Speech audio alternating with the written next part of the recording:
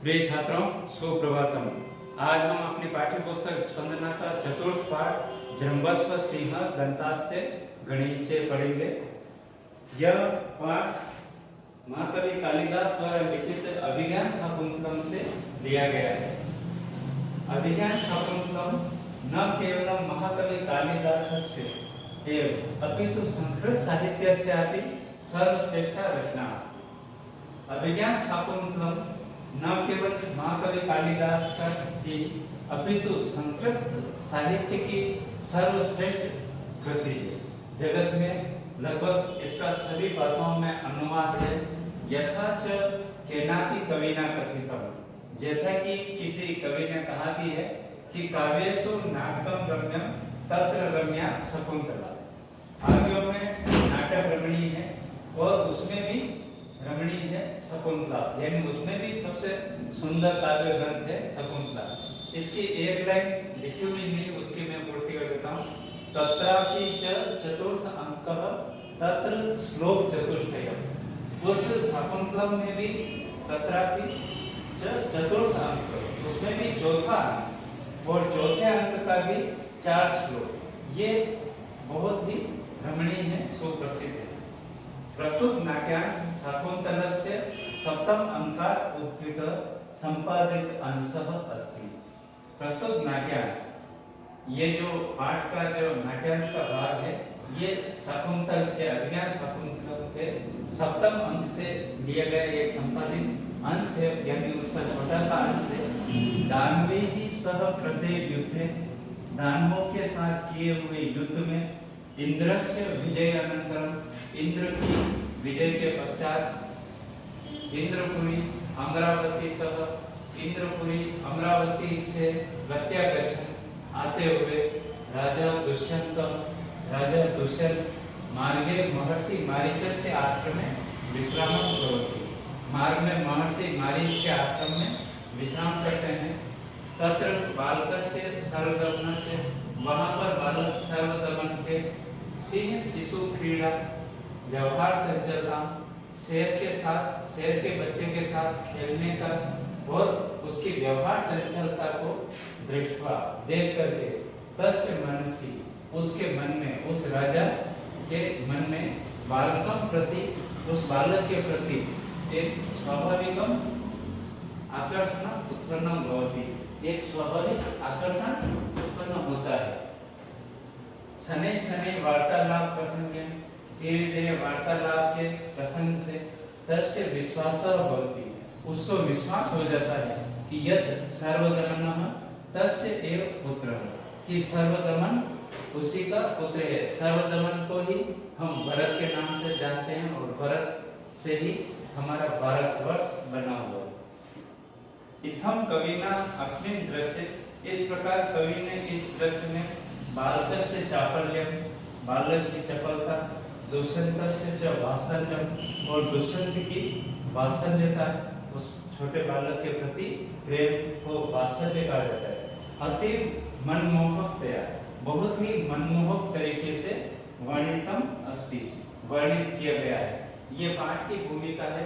तो इसी के साथ मैं आपको इसका कथा प्रसंग और बता देता हूँ कि ये पूरा कथाक्रम महाभारत से जुड़ा हुआ है, जो कि हस्तिनापुर के इर्द गिर्द घूमता है। हस्तिनापुर वर्तमान का जो हमारी राजधानी है, नई दिल्ली और पुरानी दिल्ली। तो पुरानी दिल्ली पूरा प्राचीन समय का इंद्रप्रस्थ था, वही हस्तिनापुर का क्षेत्र है। कुरुक्षेत्र जो वर्तमान में कर्नाल हरियाणा, तो ये जो क्षेत्र है, यही महाभारत का युद्ध लड़ा गया था। तो उससे पूर्व दुष्यंत नाम के राजा हुए थे। दुष्यंत का शकुंतला के साथ मिलन होता है, शकुंतला के साथ उनका विवाह होता है, गांधर्व विवाह, और उनसे ही सर्वदमन की उत्पत्ति होती है। सर्वदमन का जन्म होता है भरत। उस भरत के नाम पे ही हमारे देश का नाम भारतवर्ष पड़ा हुआ है। और शकुंतला विश्वामित्र और मेनका की संतान थी। विश्वामित्र बहुत ही बड़े तपस्वी हुए हैं और उन्होंने खूब तप किया। उनका तप भंग करने के लिए इंद्र ने मेनका नाम की अप्सरा को भेजा, और मेनका और विश्वामित्र के मिलन से शकुंतला की उत्पत्ति और शकुंतला को बाद में कर्ण महर्षि ने आश्रम में पाला, तो उनके आश्रम में ही सर्वदमन का जन्म होता है। वहां से आगे का घटनाक्रम अभिज्ञान शाकुंतलम नाटक में बताया गया है। तो ये जो पाठ पढ़ रहे हैं हम, नाटक का अंश है, नाट्यांश है। परीक्षा में आपके संस्कृत में सप्रसंग व्याख्या आएगी, पर आपको अभी इन नाट्यांशों का केवल सप्रसंग हिंदी अनुवाद करना है। यहाँ से आपके नाट्यांश चालू होते हैं। पाठ का नाम द्रव्यस्व सिंह दंतास्ते गणेश। अब नाटक प्रारंभ हो रहा है। तो नाटक का प्रथम अंश है। तो नाटक स्टेज पर खेले जाते हैं। तो नेपथ्य का अर्थ होता है पर्दा। तो पर्दा गिराना, पर्दा उठाना। जैसे पर्दा उठता है, मंच का दृश्य सामने आता है और मंच पर क्या क्या क्रियाकलाप होने वो विदूषक के माध्यम से बताए जाते हैं। तो नेपथ्य पर्दे के पीछे से माँ खलु चापलम गुरु। खलु यानी निश्चय ही, चापलम माँ गुरु, ज्यादा चपलता मत करो। कथम गत एवात्मनः प्रकृति। कथम गत एवात्मनः प्रकृति। आत्मनः प्रकृति एवं कथम गत। अब पूरी लाइन इस तरीके से यहाँ से अलग करके पढ़ेंगे। एवात्मनः लिखा हुआ आत्मनः प्रकृति एवं कथम गत। स्वयं की प्रकृति के अनुसार तुम कैसे हो गए हो, क्योंकि उसका नाम था सर्वदमन। सर्वदमन का मतलब होता है सबका दमन करने वाला, जो सबको प्रतिबंध में रख सके। तो तुम स्वयं की प्रकृति के अनुसार, तुम स्वभाव के अनुसार ही कैसे हो गए हो। गता का अर्थ गए हो, पर यहाँ पर हो गए हो। राजा कर्णम दत्वा, कान देकर के। तो कर्णम दत्वा इति कान देकर के, तो ध्यान पूर्वक सुन करके। यहाँ पर दात धातु त्वा प्रत्यय बनता है। दा प्लस त्वा, दत्वा, देकर के यानी ध्यान पूर्वक सुन करके। भूमि इयम और विनय से, यह तो निश्चय ही विनयहीनता की भूमि है। यानी आश्रम का माहौल है। आश्रम में संत महंत रहते हैं, साधवियां रहती है, तो वहाँ की प्रकृति भी बिल्कुल शांत और बिल्कुल निश्चल होती है। कोई छल कपट की भावना नहीं होती। वहाँ पर पशु पक्षी सब अपना जो हिंसक स्वभाव है वो छोड़ करके वहाँ पर शांति पूर्वक रहते हैं। आश्रम के इर्द गिर्द चाहे वो शेर चीते हो, चाहे वो कोई सभी पशु पक्षी हो, बिल्कुल अपनी हिंसक प्रवृत्ति छोड़ करके आश्रम में रहते हैं। तो राजा मन ही मन कह रहा कि खलो यम अविनय से अभूमि, ये तो विनयहीनता की कोई भूमि नहीं है। यहाँ तो विनयहीनता का कोई औचित्य नहीं है। कौन नो खलु ऐसा निश्चित, निश्चय ही ये कौन रोका जा रहा है। क्योंकि पर्दे के पीछे से आवाज आई थी, कोई दो दासियां हैं जो किसी बच्चे को कह रही है कि अरे चपलता मत करो, तुम स्वयं की प्रकृति के अनुसार कैसे होगे, तुम तो जैसा तुम्हारा नाम है वैसा ही तुम काम कर रहे हो। तो ये सुन करके राजा कहता है कि ये तो निश्चय ही विनयहीनता की कोई भूमि नहीं है। और ये कौन है जो रोका जा रहा है।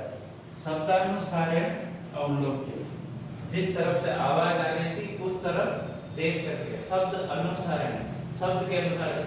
जैसे इधर से आवाज आई तो आपने गर्दन इधर घूमे, उधर से आई तो उधर।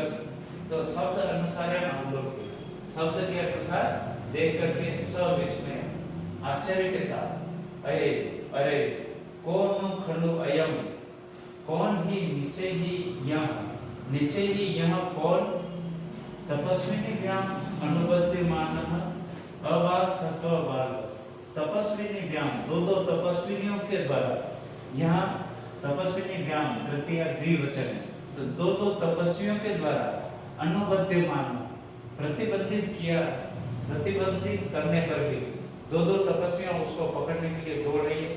फिर भी वो छोटा बालक है सर्वदमन, वो इधर उधर दौड़ रहा है, जिद कर रहा है शेरनी के बच्चे के साथ खेलने के लिए।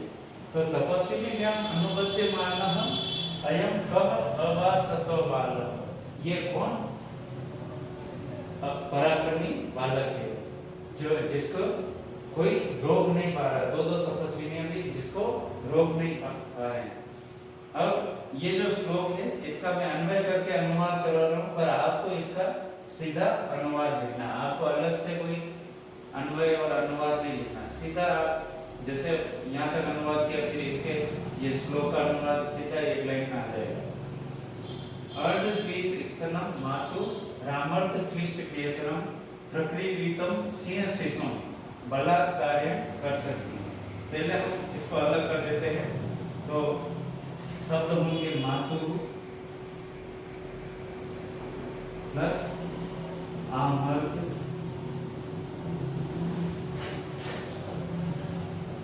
क्लिष्ट केसरम।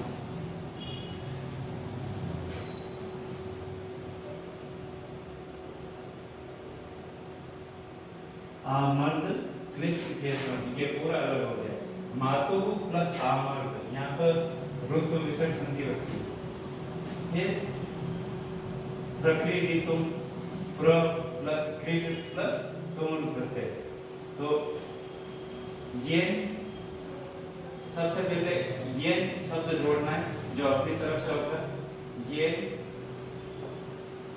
मातु, ये मातु अर्ध स्तनम पीतम, अर्ध पीत स्तनम, ये मातु अर्ध स्तनम पीतम आमर्त क्लिष्ट केसरम सिंह शिशु प्रक्रियितुम बलात्कार्य कर सकती।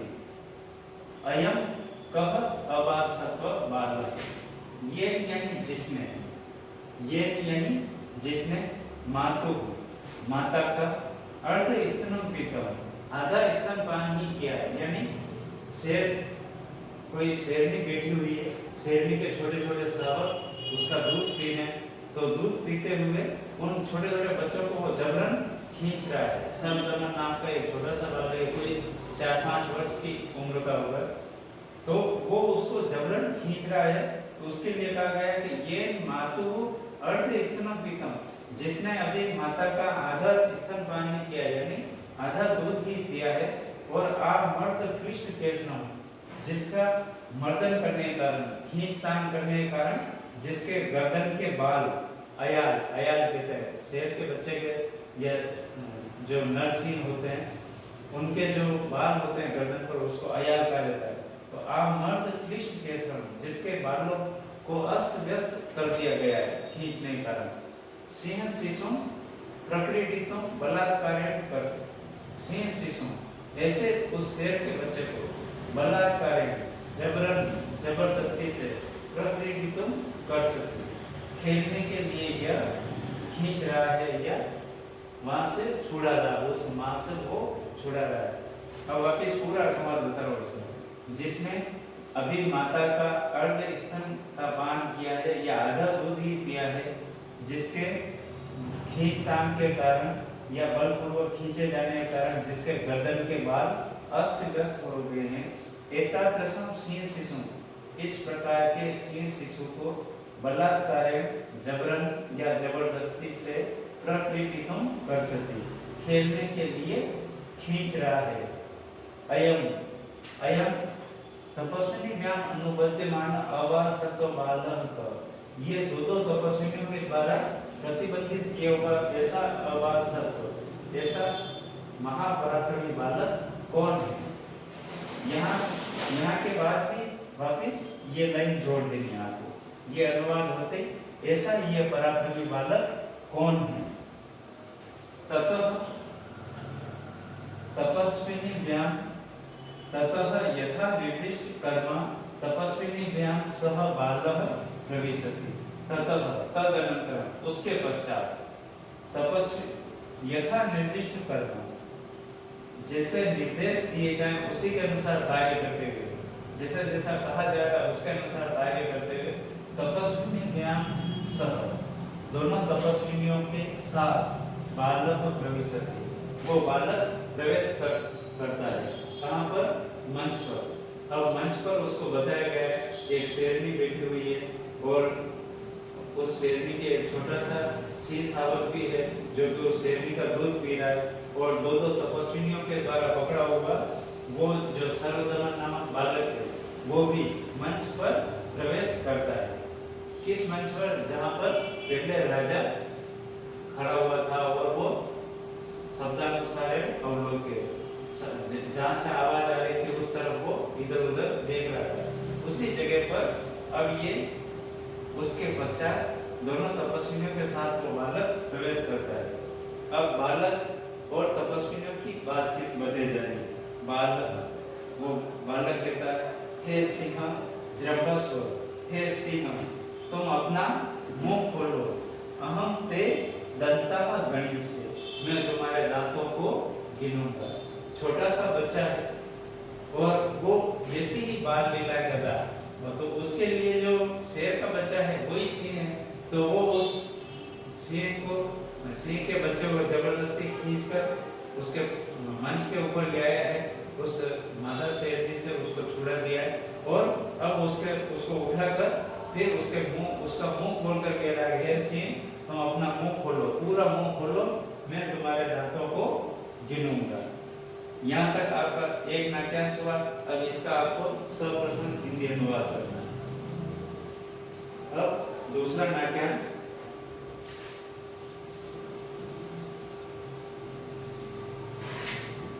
अब ये जो प्रथमा है और द्वितीय है, तो ये दोनों तपस्विनियां हैं। महातपस्विनी ज्ञान लिखा हुआ था, मैंने पूर्व में बताया कि दो तपस्विनियां हैं। तो प्रथमा यानी पहली तपस्विनी, द्वितीय यानी दूसरी तपस्विनी, बाला यानी वो छोटा बालक। यहाँ आपको समझना पड़ेगा। अब प्रथमा पहली जो तपस्विनी वो थी, हे अविनीतः किम नो अपत्य निर्विशेषाणि सत्वानि विप्रकरोसि। हे अविनी, हे निर्दयी बालक, नः, नो लिखा हुआ है न, मैं नो नः, मम आव्यो अस्माकम वाला शब्द है, तो ये अस्माकम का अर्थ निकालता है। नः अपत्य निर्विशेषाणि सत्वानि किम विप्रकरोसि, हमारी संतानों की तरह पाले हुए, अपत्य निर्विशेषाणि सत्वानि, हमारे संतानों की तरह पाले हुए इन सत्वानी वन्य प्राणियों को, इन जंगली जीवों को, जो हमारे आश्रम में जो अपना हिंसक स्वभाव छोड़ करके बिल्कुल निष्पाप तरीके से रहते हैं, निश्चल भाव से रहते हैं, ऐसे जीवों को किम विप्रकरोसि, क्यों तुम परेशान कर रहे हो, क्यों तुम प्रताड़ित कर रहे हो। हंत ते संरंभः वर्धते, अरे तुम्हारा क्रोध तो बढ़ता नहीं जा रहा है। हंत यानी खेद की बात है, दुख है। ते संरंभः, तुम्हारा क्रोध तो वर्धते, बढ़ता ही जा रहा है। स्थाने खलु, इस तपोवन भूमि में, इस आश्रम में निश्चय ही ऋषि जने, ऋषियों के द्वारा सर्वदमन इति कृत नाम देयसी, जो तुम्हारा नाम सर्वदमन रखा है, इति कृत नाम देय यानी यथा नाम तथा गुण, जैसा तुम्हारा नाम है वो तुम सार्थक कर रहे हो। नाम क्या है? सर्वदमन, सबका दमन करने वाला। तो तुम शेर के बच्चों को भी जबरन अपने वश में करना चाहते हो। तो ऋषि जनों ने इस आश्रम में निश्चय ही तुम्हारा नाम ऐसा रखा है कि तुम जैसा तुम्हारा नाम है वैसा तुम काम कर रहे हो। एक बार मैं इसका वापस अनुवाद समझा देता हूँ, आपको लिखने में सहूलियत होगी। प्रथमा तपस्विनी कहती है, उस बालक को कहती है कि हे निर्दयी बालक, हमारे संतानों की तरह पाले हुए इन वन्य जीवों को तुम क्यों परेशान कर रहे हो। अंत खेद है, तुम्हारा क्रोध तो बढ़ता ही जा रहा है। इस तपोवन भूमि पर निश्चय ही ऋषियों ने जो तुम्हारा सर्वदमन नाम रखा है वो बिल्कुल सार्थक है, यानी जैसा तुम्हारा नाम है वैसा ही तुम्हारा काम है। अब दूसरी तपस्विनी कहती, खलु ऐसा केसरिणी त्वाम लंघयिष्यति, निश्चय ही ये जो केसरिणी है, माता शेरनी है, ये शेरनी निश्चय ही त्वाम लंघयिष्यति, तुम पर आक्रमण कर देगी। लंघ धातु लिट लकार प्रथम पुरुष एकवचन। ये निश्चय ही ये शेरनी, ये केसरिणी, ये शेरनी तुम पर आक्रमण कर देगी यदि तुम तस्या पुत्रकम न मुञ्चसि, यदि तुम उसके पुत्र को नहीं छोड़ोगे। अगर तुम उसके पुत्र को यानी छोटे से बच्चे को नहीं छोड़ोगे जिसको तुमने पकड़ रखा है, तो निश्चय ही ये केसी या शेरनी तुम पर हमला कर देगी। बालक सस्मितम, हंसी के साथ, स्मितेन सहितम इति सस्मितम, यहाँ पर अव्ययभाव समास होता है। स्मितेन सहितम इति अव्ययभाव समास।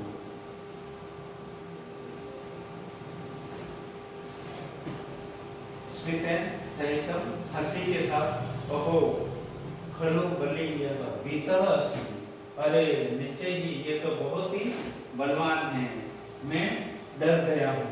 अब वो छोटे से शेर के बच्चे को उठा पटक कर रहा है, उसके दोनों पैरों को ऊपर उठा करके उसको खींचतान करते हुए कह रहा, अरे निश्चय ही ये तो बलवान है, मैं डर गया हूँ।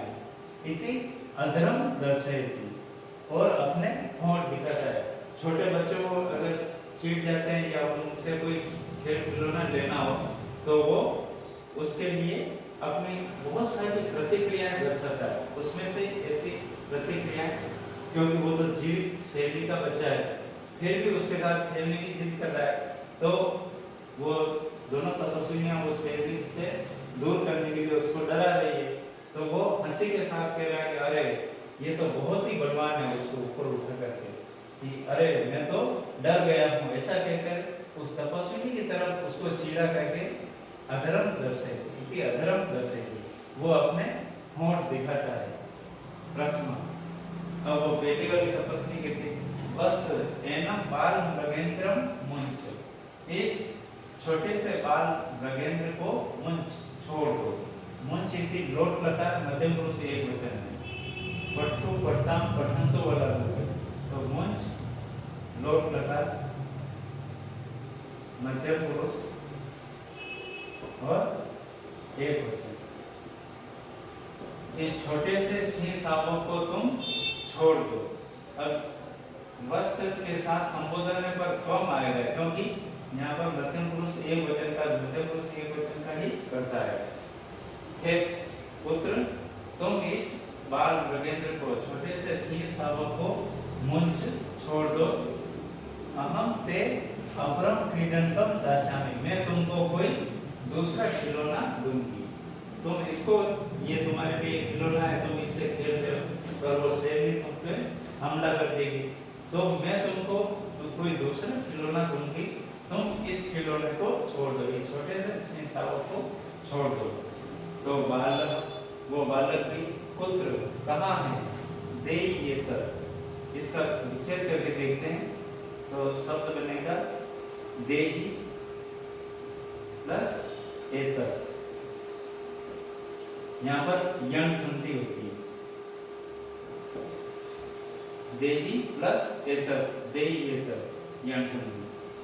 कहाँ है, लाओ, दे दो, देही यानी दे दो, एतर यानी इसको। वो खिलौना कहाँ है, क्योंकि ऊपर उस दासी ने कहा था, उस तपस्विनी ने, कि मैं तुमको दूसरा खिलौना दूंगी, तो उसने उसको एक सेकंड के लिए छोड़ा, पलक झपकते और कहा कि लाओ, कहाँ है दूसरा खिलौना, दे दो। इति हस्तम प्रसारयति, उस तपस्विनी के सामने हाथ फैला देता है कि लाओ, दूसरा खिलौना कहाँ है, वो दो। एक हाथ से उसको पकड़ रखा है, पहले दोनों से पकड़ रखा है, फिर एक हाथ से छोड़ते उसको कहा लो, ये इसको मैं छोड़ देता हूँ, लो दूसरा खिलौना कहाँ पर, यहाँ पर आपके दो नाट्यांश हो गए। द्वितीय, अब दूसरी तपस्वी कहती सुव्रते एषः वाचा मात्रेण विरमयितुं न शक्य, यह केवल बातचीत के माध्यम से रोका नहीं जा सकता, इसको हम बेला फुसला नहीं सकते। हे सुव्रते, ये बालक बहुत ही चंचल है, तो इसको हम बातचीत के माध्यम से रोक नहीं सकते। त्वं नदीये उठजे गच्छ, तुम मेरी उस कुटिया में जाओ और तत्र मार्कंडेय ऋषि कुमार से, वहाँ पर मार्कंडेय नाम के ऋषि कुमार के वर्ण चित्रित मृतिका मयूर तिष्ठति, वहाँ पर विविध रंगों से रंगा हुआ एक मिट्टी का मयूर रखा हुआ है। मिट्टी के खिलौने पर जो मयूर की आकृति है उस पर बहुत सारे विविध रंग रंगे हुए हैं। तो एक विविध रंगों वाला मिट्टी का मयूर वहां पर रखा हुआ है उस मार्कंडेय ऋषि कुमार का। तम अस्य उपहर, उसको इसके लिए लेकर के आओ। तमस्योपहर लिखा हुआ है, तो तम यानी उसको, किसको, उस खिलौने को, अस्य यानी इसके लिए, उपहर यानी लेकर के आओ। तुम उस खिलौने को इसके लिए लेकर आओ, तभी ये इस शेर के बच्चे को छोड़ेगा, बाकी ये छोड़ने वाला नहीं। कौन किससे कह रहा है? द्वितीय तपस्विनी है, वो प्रथमा तपस्विनी जिसका नाम सुव्रता है, उसको संबोधन करके सुव्रते लिखा हुआ है। जैसे हम लता शब्द में पढ़ते हैं हे लते हे लते हे लता, वैसे ही ये सुव्रते, ये सुव्रते, ये बातचीत से रोका नहीं जा सकता। तुम मेरी उस कुटिया में जाओ, वहां पर मार्कंडेय ऋषि कुमार का विविध रंगों वाला ये मिट्टी का मयूर रखा हुआ है, उसको तुम इसके लिए लेकर जाओ। प्रथमा तपस्वी कहते तथा इति निष्क्रांता, ठीक वैसा ही करके निकल जाती है। बाल तावत अनेन एव क्रीडिष्यामि, तब तो मैं जब तक वो आ नहीं जाती है, उस खिलौने को नहीं लाती है, तावत तब तक अनेन एव क्रीडिष्यामि, तब तक तो मैं इसी से खेलूंगा। किससे? उस शेरनी के बच्चे से।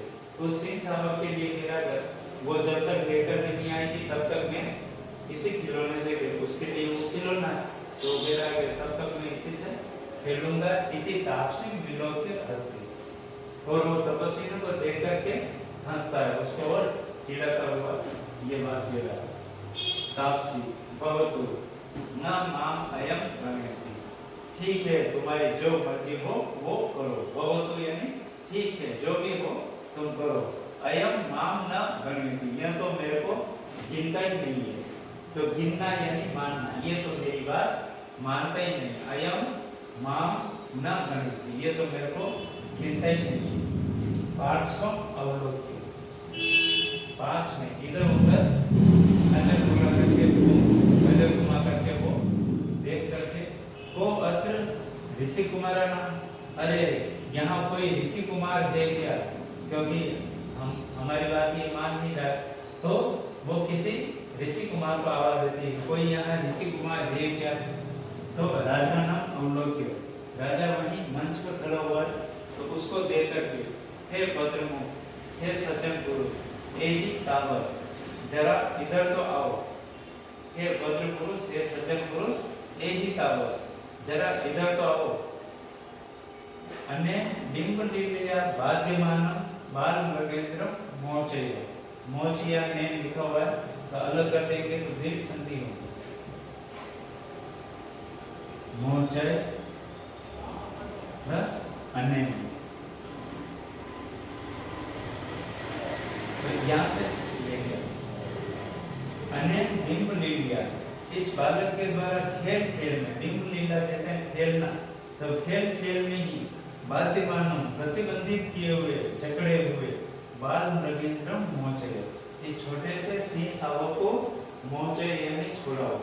हे भद्रमुख, जरा तुम इधर तो आओ, और इस बालक के द्वारा खेल खेल में ही प्रतिबंधित किए हुए, बंदी बनाए हुए इस बाल मृगेंद्र को, इस सिंह शावक को मोचय, इसको तुम छुड़वाओ। तो राजा भी उपगम्य, पास में जाकर के, उपगम्य, उप उपसर्ग गम धातु ल्यप प्रत्यय, राजा भी पास में जाकर के सस्मिता, थोड़ी हंसी के साथ, अगर आपको बच्चे से कोई भी कार्य करवाना है तो उसके साथ बहुत ही विनम्रता पूर्वक व्यवहार करें और थोड़ा मुस्कुराहट के साथ। आप तनाव में, आवेश में, क्रोध करके बात करेंगे तो वो और ज्यादा चिढ़ेगा। तो राजा उसके पास जाकर के सस्मिता, थोड़ा हंसी के साथ, आई ओ महर्षि पुत्र, अरे ओ महर्षि पुत्र, तभी वो तापसी कहती है, भद्रमुख न खलु अयम ऋषि कुमार, अरे निश्चय ही ये कोई ऋषि कुमार नहीं, क्योंकि राजा ने उसको वहां देखा, तपस्वियों के साथ वो बच्चा खेल रहा था, तपस्वियों का आश्रम है, तो ऐसे आश्रम में राजा अनुमान ये लगाएगा कि ये बालक निश्चय ही कोई ऋषि कुमार हो सकता है। तो वो तपस्विनी कहते हे भद्रमो न खलु अयम ऋषि कुमार, निश्चय ही ये कोई ऋषि कुमार नहीं है। अब यहाँ पर खलवयम लिखा हुआ है, तो खलु प्लस अयम प्लस ऋषि कुमार।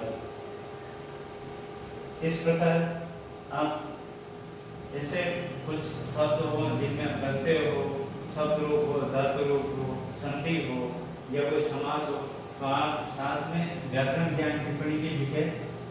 आपके यहाँ 3 नाट्यांश पूरे होते हैं। आपको इन नाट्यांशों का सप्रसंग हिंदी अनुवाद लिखना है। आपको PDF फाइल के माध्यम से इसका हिंदी अनुवाद सहायता के लिए भेज दिया जाएगा। धन्यवाद।